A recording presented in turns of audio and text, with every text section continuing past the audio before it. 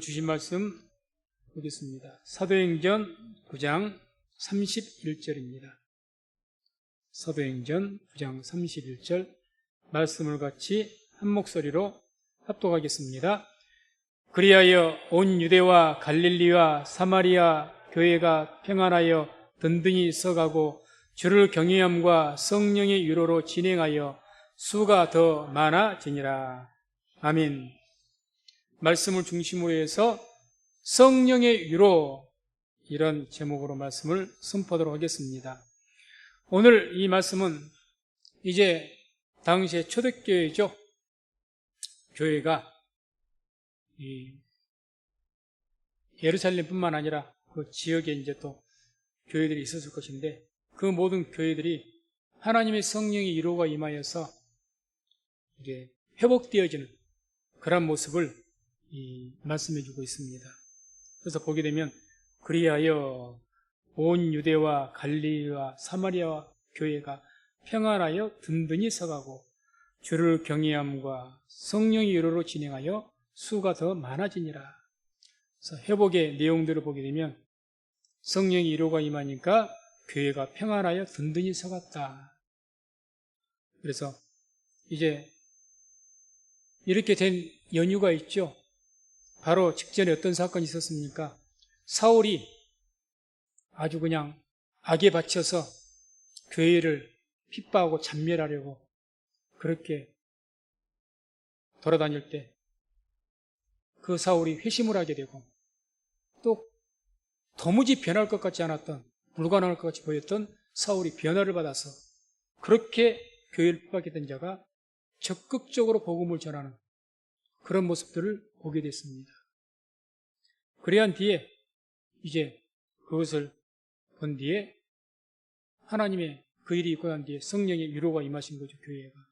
그래서 교회가 평안하에 든든히 세워졌다. 모든 위협들이 물러가고 또 성도들이 이제 회복이 되니까 그렇게 됐습니다. 더 나아가 주를 경외하게 되었다. 주를. 사실 예루살렘 교회가 결코 적은 교회가 당시 아니었죠. 성경을 보면 1차로 3,000명이 세례를 받았고 2차로 5,000명이 회개를 했던, 세례받았던 그런 기록들을 보게 되면 아마 디아스포라들, 전국 세계에서 왔던 사람들이 명절을 지나서 다 떠나갔다 할지라도 최소한 1,000명은 넘지 않았을까, 이렇게 추측을 합니다. 그럼 지금도 거대한 교회지만 그때 당시에는 이건 아주 어마어마한 교회예요. 그래서 이런 정도 교회는 아마 이제는 사두개인들도 또는 로마 전국도 함부로 해보지 못할 만한 그런 교회의 교세였을 겁니다. 그리고 성경 읽어보면 그런 말씀들이 나오죠. 성도들이 매일같이 모여 성전에서 모이기에 힘썼다 그러죠. 성전이 어딥니까? 아니, 정상적으로 하면 지금 예수 복음 전하는 사람들 잡을 판인데 거기에서 매일 모여요? 그건 뭘 의미할까요? 함부로 못 건드린 겁니다. 너무 교세가 크니까. 괜히 건드렸다가 문제가 커지면 이제 로마 당국도 지금 예수님도 왜 십자가 못 박았어요? 데모 일어날까 싶어서 십자가 못 박은 것 아닙니까? 빌라도가. 그런 것처럼 건들지 못한 거죠. 교세가 너무 크니까. 당시에는 예루살렘이 얼마나 사람들이 살았는지 몇만 명이 안 됐을 겁니다. 고대 도시는.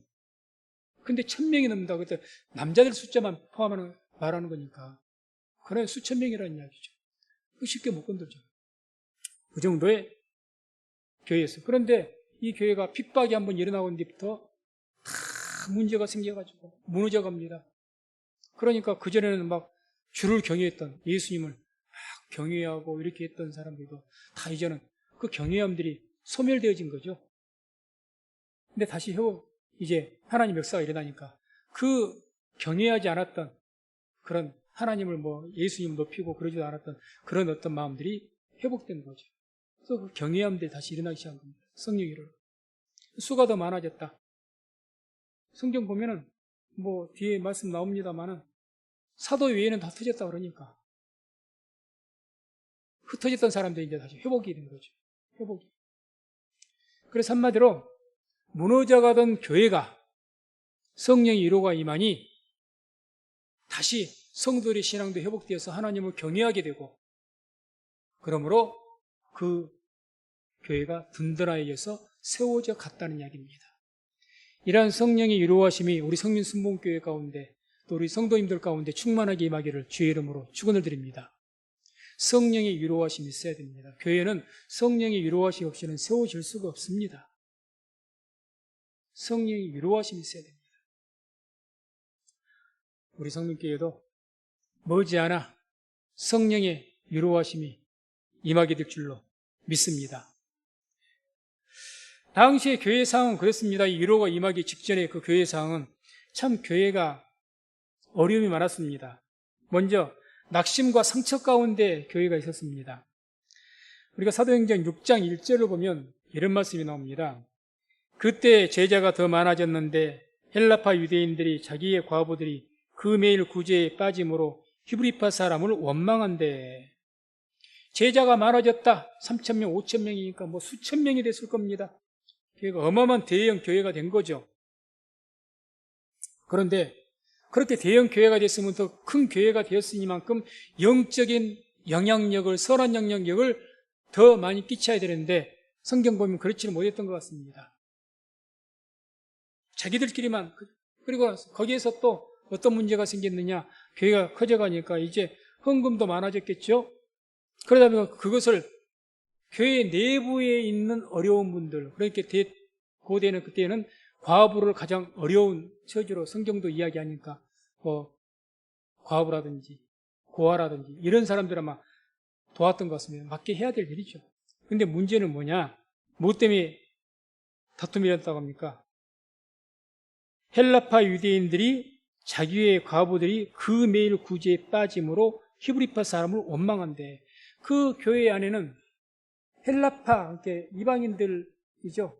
그쪽에 여인들, 과부가 있었고 히브리파, 유대인들파 그쪽에 계열의 과부들도 있었을 겁니다.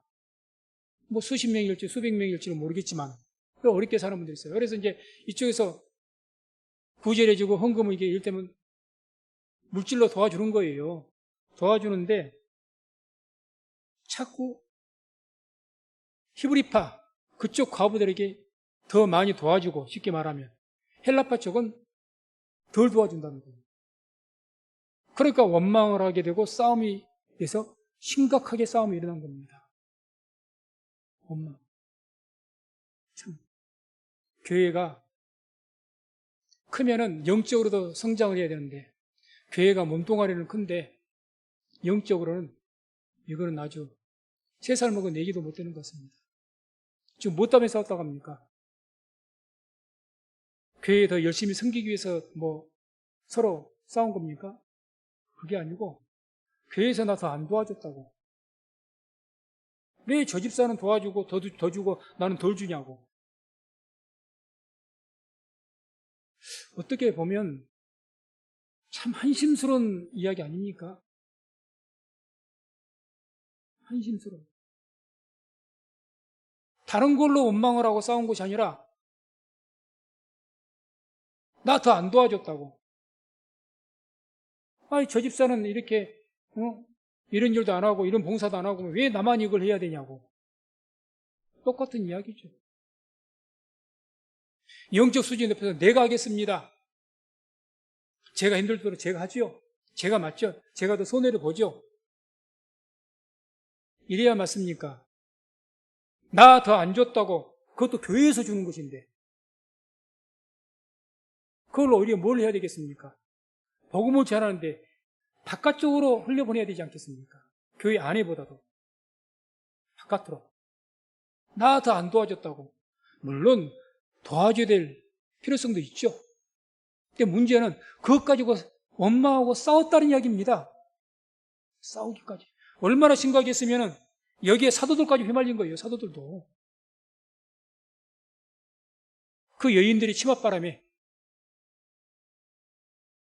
그거 해결하느라고 사도들이 정신없어갖고 말씀과 기도에 전무하지도 못하고 이렇게 한심스러운 상황이었다는 거죠. 교회가. 덩치는 큰데 몸뚱아리만 커. 머리는 주먹만도 못 대. 이게 뭡니까? 기형하지. 더군다나 6장 2절, 사도행전 6장 2절 보면 또 이런 말씀이 나오죠. 12사도가 모든 제자를 불러 이르되 우리가 하나님의 말씀을 제쳐놓고 공개를 일삼는 것이 마땅치 아니하다. 그러니까 뭘 했다는 거예요? 지금 이런 문제를 통해서 거기에 모든 사도들조차도 거기에 휩쓸려가지고 그거 뭐 중요하지 않다, 중요하다 그런 것을 떠나서 교회가 도대체 뭘 해야 되는지를 모르는 것 같습니다. 교회가 왜 세워야 되고 왜 모여야 되고 왜 헌금을 해야 되고 왜 해야 됩니까? 무엇 때문에 자기들이 모였는지도 모르는 것 같아요. 왜 모여서 이렇게 어렵게 예배를 드려야 되는지 그것도 모르는 것 같습니다. 그러니까 이런 것 가지고 원망하고 싸우는 거예요. 초대교회도 이렇더라는 거죠. 초대교회. 또 세 번째는 어떤 문제가 있으면 이제 점점 더 성도들이 이제 핍박까지 오니까 교회가 거기에다가 이제 아무 뭐 자기 신앙도 제대로 지키지를 못하는 그 신앙인데 거기에 핍박까지 오니 교회에 머물겠습니까? 교회에 있으면 핍박을 받는데 다 떠나가죠. 그게 사도행전 8장 1절에 나옵니다. 보게 되면 사울이 그의 죽임 당함을 마땅히 여기더라. 그날에 예루살렘에 있는 교회에 큰 핍박이 나서 사도 외에는 다 유대와 사마리아 모든 땅으로 흩어지니라. 누구 외에요? 사도 외에. 아까 제가 예루살렘 교회가 아무리 못해도 규모가 어느 정도 됐을 것이라고 추측했습니까? 수천 명입니다. 수천 명. 어린아이들까지 포함합니다. 몇천 명이 될 겁니다. 그 교회가 사도는 몇 분이죠? 12분. 교회가 예루살렘 교회가 12명 외에는 안 남았답니다. 목사님들밖에 없대요.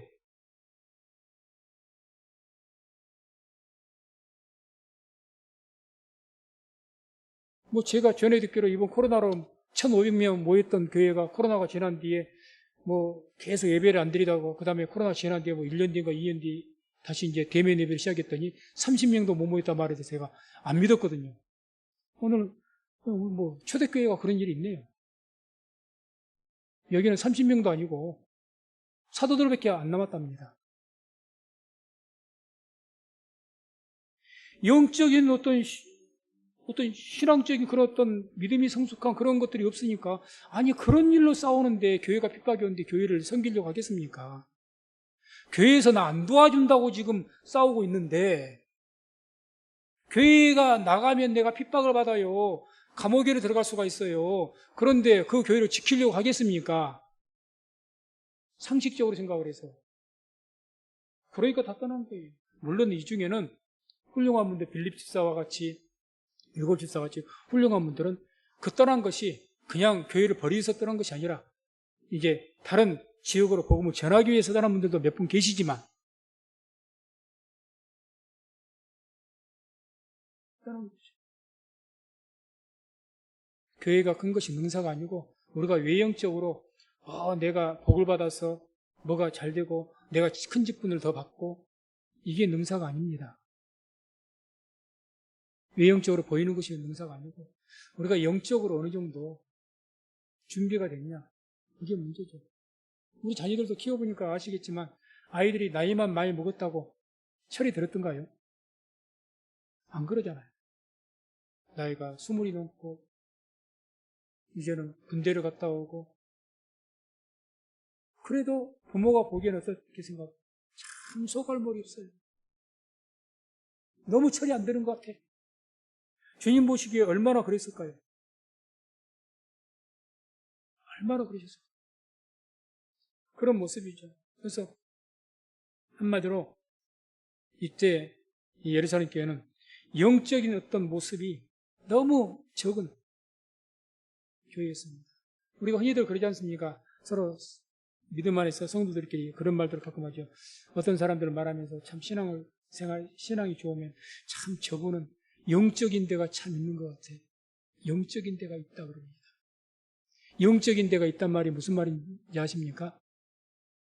저 사람을 가만히 살아가는 것을 봤더니 나는 세상에서 영적인 거 받는 것이 세속적이겠죠? 좀 세속적인, 교회를 다녀도 세속적인 사람은 세상에 많이 휩쓸리잖아요. 그것에 밟고. 그러니까 뭐 기도도 먼저 앞세우지 않고 예배나 이런 영적인 것을 앞세우지 않고 항상 먼저가 세상 것에 먼저 밝히고 그쪽으로 밝은 사람은 좀 세속적이다 우리가 말할 수가 있고, 교회를 다녀도 어떤 분은 같은 교회를 다녀도 같은 집사여도 어떤 분들은 그 어려움 가운데도 불구하고 나는 이해를 못하겠는데 저분은 그럼에도 불구하고 그래도 더 나가서 기도하려고 그러고 예배를 드리려고 그러면 참 저분은 영적인 데가 있어.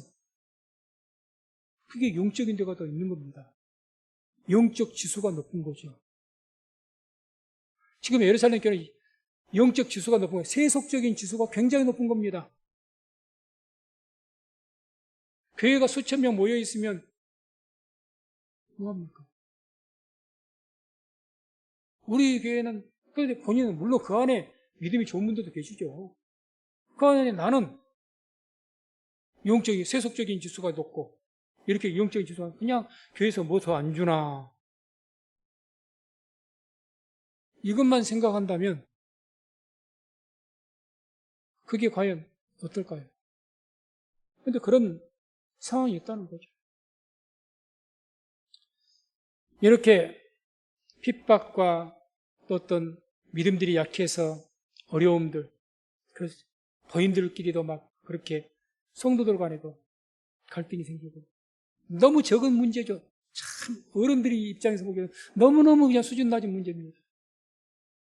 근데 그런 것 때문에 이러죠.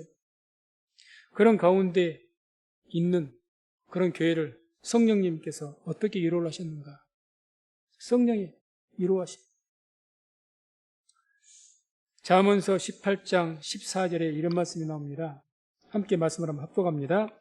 사람의 심령은 그 병을 능히 이기려니와 심령이 상하면 그것을 누가 일으키겠느냐. 사람의 심령은 그 병을 능히, 심령 우리 마음, 그래서 쉽게 말하면 정신력만 강해도 병을 이길 수가 있다 그 이야기입니다. 정신력, 우리의 마음이 좀 강하면 뭐 병도 이길 수가 있지 않겠느냐. 그러죠. 사실이죠. 현실이죠. 그런데 그 심령이 상하면, 마음이 상해가지고 낙담해버리면 그걸 누가 일으키겠느냐는 거죠. 지금 아마 자기들끼리 그 구제 때문에 나죠, 단도하죠. 어찌됐든 이거 물질적인 문제니까 더 감정의 골이 깊었을 수가 있겠다 생각이 추측이 됩니다. 그러지 않겠습니까? 단순한 봉사 때문에 내가 좀 더 힘들고 이것보다도 더 민감하게 와닿는 것이 뭐예요? 특히 어려운 분들에게는 물질적인 문제입니다. 아마 감정이 깊었을 겁니다. 그러니까 성경에까지 나온 거예요. 단순한 문제가 아니잖아요. 감정의 골이 깊어져 버린 겁니다. 히브리파하고 헬라파하고 깊어져 버린 거죠. 그러면 어떻게 됩니까? 심령이 상해요. 그렇지 않아도 이렇게 해서 교회 안에, 교회는 거리에도 이렇게 해서 교회가 평탄치 않는데 거기다 핍박까지 왔습니다. 얼마나 무서운 핍박이 왔든지 사울 보세요. 그냥 잔멸하기 위해서 기세 등등 살기 등등 해가지고 그러니 싹 그리고 얼마나 흩어질 때 다 교회를 다 떠나버릴 때는 그 마음은 또 어떻겠습니까? 심령이 얼마나 상해 있겠습니까? 그 원인이 어디로부터 비롯되었든지 간에 그 심령이 그랬을 때 누가 그것을 일으키겠느냐? 성령의 위로하심으로 상한 심령을 일으켜 주실 줄로 믿습니다. 그러한 상한 심령 가운데 성령의 위로가 임하신 겁니다. 이 교회는 지금 마음이 상해 있어요. 핍박 때문에 상해 있고 서로 간의 감정 때문에 상해 있고 다 그래서 서로 떠나버리고 그런 교회입니다. 그게 성령의 위로가 임하신 거죠. 성령의 위로가 어떻게 임하시느냐? 로마서 8장 26절 27절 말씀을 같이 합독합니다. 이와 같이 성령도 우리 연약함을 도우시나니 우리가 마땅히 빌 바를 알지 못하나 오직 성령이 말할 수 없는 탄식으로 우리를 위하여 친히 간구하시느니라.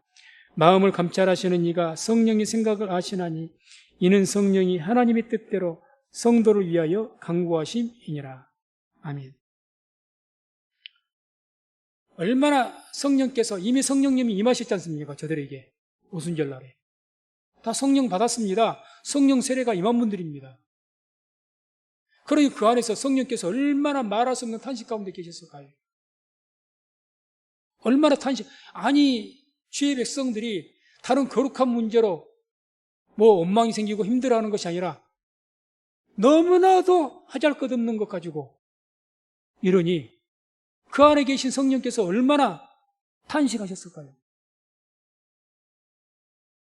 그 안에 성령께서 탄식을 하시면서 우리를 위해서 기도하시는데 그 성령께서 우리는 기도할 때 뭘 위해서 기도할까? 다 나를 위해서 기도합니다. 나의 뜻을 위해서. 주여 주시옵소서. 그런데 성령께서 탄식을 하고 하나님의 뜻대로 성도들을 위해서 간구했답니다. 하나님의 뜻대로. 성령의 위로하심이 임하시면요, 우리 안에 성령께서 말할 수 없는 탄식으로 우리를 위해서 기도하시는데 뭐 우리가 해달라는 대로 기도하시는 것이 아니라 우리가 깨닫지를 못하니까 성령께서 대신 어떻게 기도를 해주는 겁니까? 우리 안에서 하나님의 뜻대로 우리를 되게 해달라고 기도하신다는 거죠. 그래서 성령의 위로가 임하게 되면 하나님의 역사가 우리 안에서부터 일어나서 우리의 삶이 하나님의 뜻대로 되어지기 시작하고 우리의 섬기는 교회가 하나님의 뜻대로 이루어지게 되는 그런 역사가 있는 줄로 믿습니다. 그 성령의 위로가 임하여서 아까 제가 말씀드렸던 우리 오늘 말씀의 31절에 성령의 위로하심으로 교회가 평안하여 든든하게 세워져 가고 수가 많아지게 되는 겁니다. 하나님 뜻대로 간구하기 시작하십니다. 내 안에서부터 회복이 되기 시작하는 거죠. 그러한 회복이 있기를 주의 이름으로 축원을 드립니다. 그래서 이러한 성령의 위로하심이 있어야 교회도 회복이 되어지고 우리 한 사람 한 사람의 영혼도 심령도 회복이 되는 겁니다. 회복이 되는 거죠. 성령의 위로가 없이는 회복이 될 수가 없어요. 사람의 위로는 한계가 있는 겁니다. 사람의 위로는 또 한시적입니다. 감정적으로 내가 조금 위로를 받죠. 그러나 감정적인 위로는 또 얼마인가 식어버립니다. 우리의 영이 위로를 받아야 회복이 되는 겁니다. 그 우리의 영이 위로받는 것은 성령이 위로하심 위에는 없습니다. 그래서 이와 같이 하나님의 영이 교회 가운데 임해야 되겠는데 그 하나님의 성령 위로하심이 어떻게 되면 그 하나님의 성령 위로하심이 크게 임하는가? 먼저 영적인 일을 회복해야 됩니다. 아까 예루살렘 교회가 너무너무 영적인 수준이 낮았습니다. 낮았어요. 우리가 보았던 것처럼. 그래서 영적인 부분이 좀 회복돼야 됩니다. 그래서 이제 이 예루살렘 교회가 여러 가지 어려움 당하자, 뭐 교회가 문제가 생기고 여러 가지 또 핍박이 점점 세지기 시작하고 이 사울만 핍박했습니까? 헤롯 왕도 핍박을 해서 헤롯 왕 때문에 그 전에 스데반도 순교를 했고 또 야고보 사도께서도 순교를 하셨고 그렇지 않습니까? 핍박이 계속 있었죠. 그런 가운데 이제 점점 더 교회는 영적인 일, 그러니까 그것도 신앙적인 것, 영적인 모습들이 점점 더 약해져 간 거죠. 그리고 결과적으로 교회를 다 떨어버린 거죠. 근데 사도행전 6장 4절 보게 되면 이제 교회가 이제 막 문제가 생기기 시작하니까 그때 이제 사도들부터 정신을 좀 차리기 시작했습니다. 6장 4절에 나온 말씀이 우리는 기도하는 것과 말씀 전하는 것을 전무하리라. 사도들이 정신이 번쩍 난 거예요. 교회가 크다고 해서 이게 됐다 해서 이제 마음 놓고 이렇게 하고 있다가 그러다가 이제 구제 그 문제에 막 말씀과 기도는 뒤로 제껴버리고 이런 것에만 막 하다가 그런 문제가 터지고 교회가 이제 심각해지니까 그때 정신이 부쩍 든 거죠. 그리고 기도하는 것과 말씀 저는 전무합니다.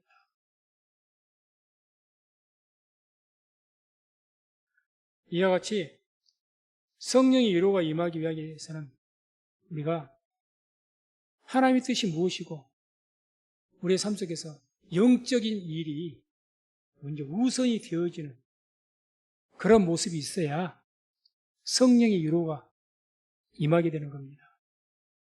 영적인. 날마다 세속적인 지수가 높아가지고 세속적인 염려와 거기에만 염려와 근심 가운데 쌓여 있으면 거기에 성령의 위로하신 임하기는 쉽지 않습니다. 특별한 경우가 아니라면 특별한 경우. 정말 우리가 힘들고 어려워도 내가 영적인 지수가 높아서 어려운 가운데도 견디고 버티면서 그런 가운데 힘든 사람에게는 성령의 위로가 속히 임하게 될 줄로 믿습니다. 속히 임한 거예요. 사도들부터 정신을 차린 거예요. 사도들부터. 바로 그 결과가 나타나지 않습니까? 6장 7절 보게 되면 하나님의 말씀이 점점 왕성하여 예루살렘에 있는 제자의 수가 심히 더 많아지고 허다한 제사장의 무리도 이 도에 복종하니라. 사도들부터 정신을 차리기 시작하고 이제 말씀 전하는 것을 전무하기 시작하니까 말씀과 기도에 집중하기 시작하니까 어떻게 됐다고 말씀합니까? 하나님의 말씀이 점점 왕성해지더라.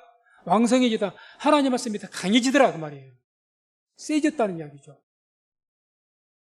그전에 하나님의 말씀이 우스웠고 하나님께 경외하지 않았어요.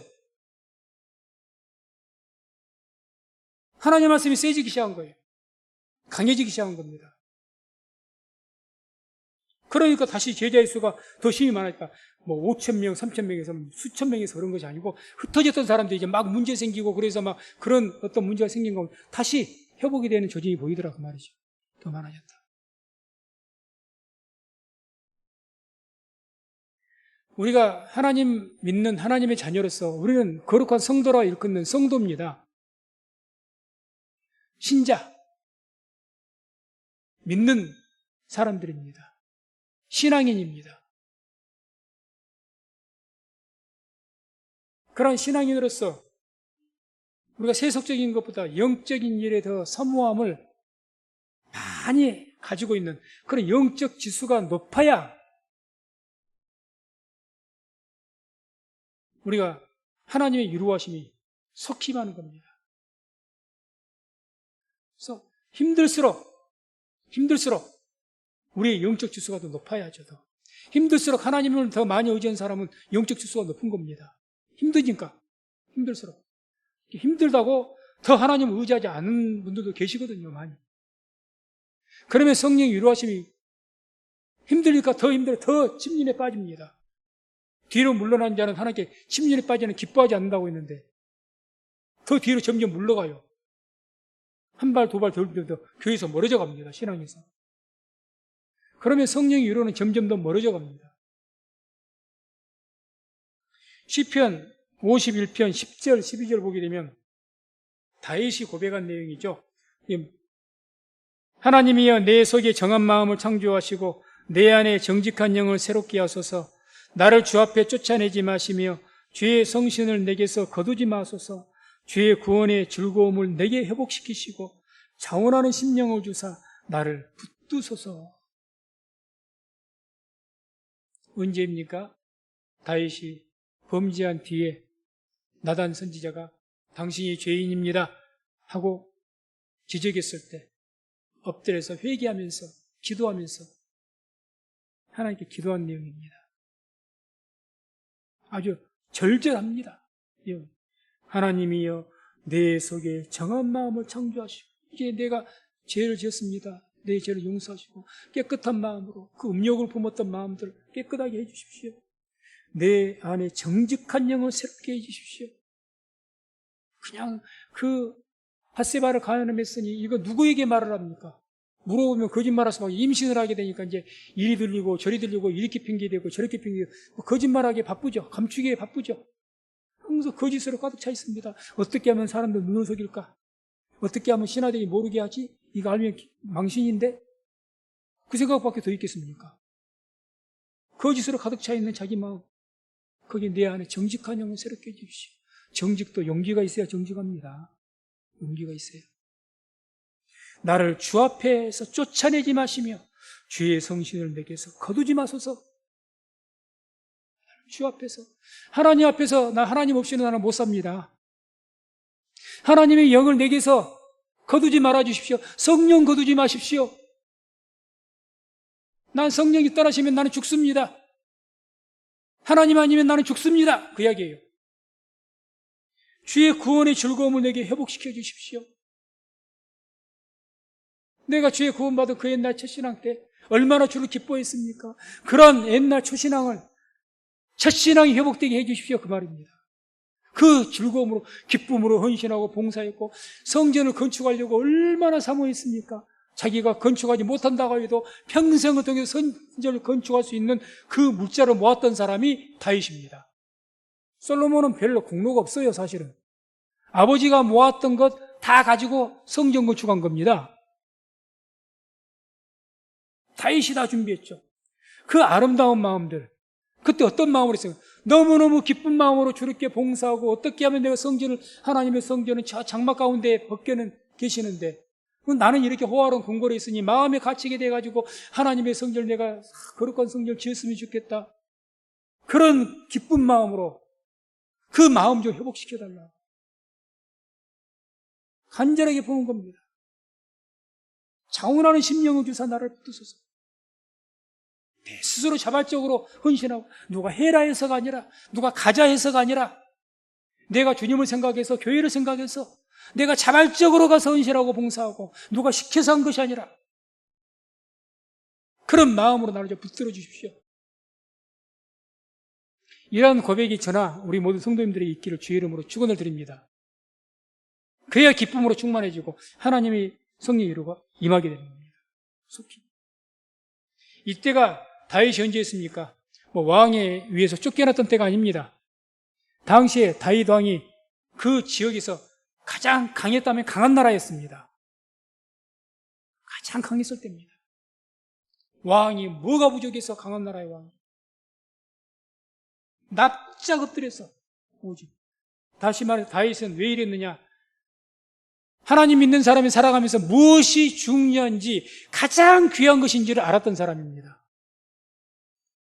뭘 내가 가장 귀한 것이냐? 나에게 왕권도 왕권이 위협받지 않아요. 지금 다윗이 전혀 이상 없습니다. 끄떡없습니다. 아주 강력합니다. 왕권이. 부족함이 없습니다. 그런 그 다윗도 필요가 없다. 하나님의 은혜가 나를 떠나버리면 나는 아무것도 없다. 뭐가 중요한지 알았던 거죠. 그래서 그런 어떤 영적인 상태가 되어야 하나님의 위로가 임하는 겁니다. 그래서 이렇게 영적인 일, 그런 하나님의 영을 사모하지 않으면 그 성령이 소멸된다는 것을 기억하시기 바랍니다. 데살로니가전서 5장 19절을 보면 성령을 소멸치 말며 그러죠. 성령이 소멸합니다. 성령이 완전히 떠나시진 않지만 불이 깜박깜박하다가 그냥 활활 타야 되는데 그래서 겨우 그냥 불씨만 남은 거예요. 그렇게 됩니다. 거기에 뭐 어떤 위로가 있겠습니까? 쉽게 표현하면 성령이 우리에게서 힘을 쓰지 못하는 거예요.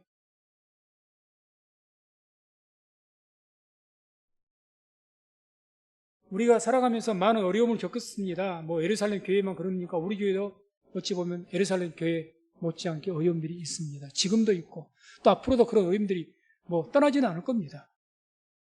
형식만 다르지 않을 뿐이지. 그러나 이런 외적 상황과 문제가 그런 것들이 문제가 아닙니다. 정말 문제는 우리의 영적 상태가 문제인 겁니다. 내가 질병들에서 고통받고 있는 것이 문제가 아니라 내 영적 상태가 더 문제입니다. 내 영혼의 상태가. 내 안에 있는 등불이 어둡지 아니한가 보라 했지 않습니까? 예수님께서. 외적인 것은 내 영이 밝혀지면 성령이 위로가 되면 성령이 충만해지면 모든 문제는 해결될 줄로 믿습니다. 반드시 그렇습니다. 문제는 뭐냐? 지금 나에게 삶의 어떤 문제, 회사 문제, 가정의 문제, 교회의 문제, 내 육체의 질병의 문제, 이게 문제가 아닙니다. 영적 상태입니다. 그게 문제입니다. 그래서 우리는 무엇보다 성령의 위로를 속히 받기 위해서는 하나님의 뜻이 무엇인지를 알아야 됩니다. 하나님의 뜻이. 그래서 예루살렘 교회가 막 핍박받고 그런 어려움을 겪다가 이제는 이제 사울이 막 그렇게 교회를 잔멸해서 교회가 다 떠나가게 되고 이렇게 막 되기 시작하니까 그때 교회가 좀 정신을 차렸던 것 같아요. 8장 4절 보게 되면 이런 말씀이 나옵니다. 그 흩어진 사람들이 두루다니며 복음의 말씀을 전할세. 아, 교회가 지금 뭐가 중요합니까? 가장 중요한 것은 복음 전하는 거죠. 정신이 번쩍 든 거예요. 사도들도 정신이 번쩍 들었죠? 아, 우리가 지금 뭐 하고 있는 거야? 말씀과 기도하는 것보다 더 중요한 것이 뭐가 있다고 지금 이러다가 이 문제가 이제 터진 것을 알고 말씀과 기도에 전무하기 시작했고, 교회 성도들도 흩어져서도 이제는, 아, 왜 교회가, 그 컸던 교회가 왜 이렇게까지 됐는가? 우리 교회가 왜 이렇게 됐지? 정신이 번쩍 든 겁니다. 그러니까 흩어져서 복음을 전하기 시작한 거예요. 복음을 전하기.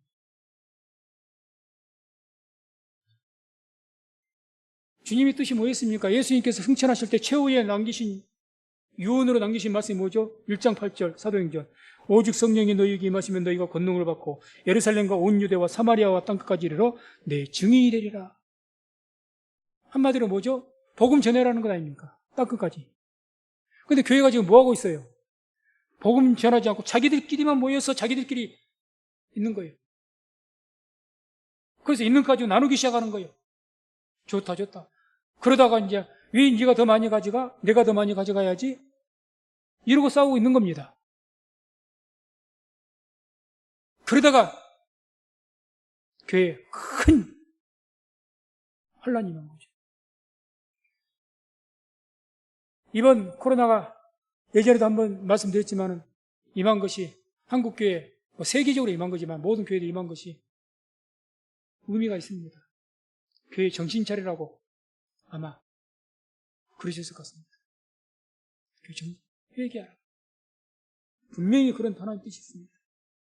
그래서 우리는 살아가면서 주의 뜻이 무엇인지를 깊이 한번 생각해 보십시오. 나를 성민교회로 부르신 이유가 뭘까? 나를 성민교회 항전직으로 또는 재직으로 또 이렇게 부르신 이유가 뭘까?